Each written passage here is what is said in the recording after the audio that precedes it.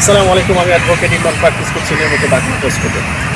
আপনারা সৎভাবে ব্যবসা করতে চান, সেই ক্ষেত্রে আপনারা দেখা গেল যে বিভিন্ন ব্যবসা করে থাকেন। আমি একটা ফ্যাক্ট বলছি আপনাদেরকে।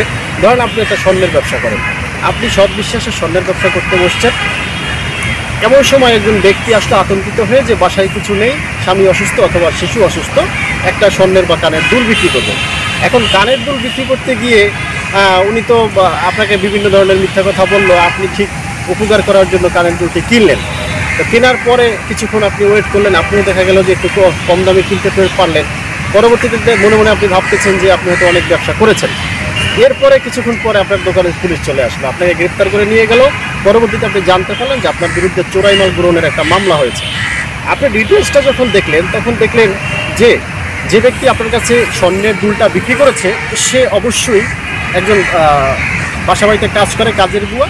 কাজের খাতিরে সে বাসাবাড়িতে যায় এবং দেখা যায় সুযোগে সদ্ব্যবহার করে একটি চোরাই মাল বা চোরাই পণ্য নিয়ে আসে, চুরি করে একটা পণ্য নিয়ে আসে। সেই সুবাদে আপনার কাছে একটা স্বর্ণের দুল চুরি করে নিয়ে এসে আপনার কাছে বিক্রি করে দিল।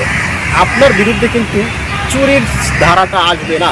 আপনার কাছে আপনার জন্য যে ধারাটা নির্ধারিত রয়েছে সেগুলো 411 ধারা, চোরাই মাল গ্রহণ। এর জন্য সর্বোচ্চ শাস্তি রয়েছে 3 বছর।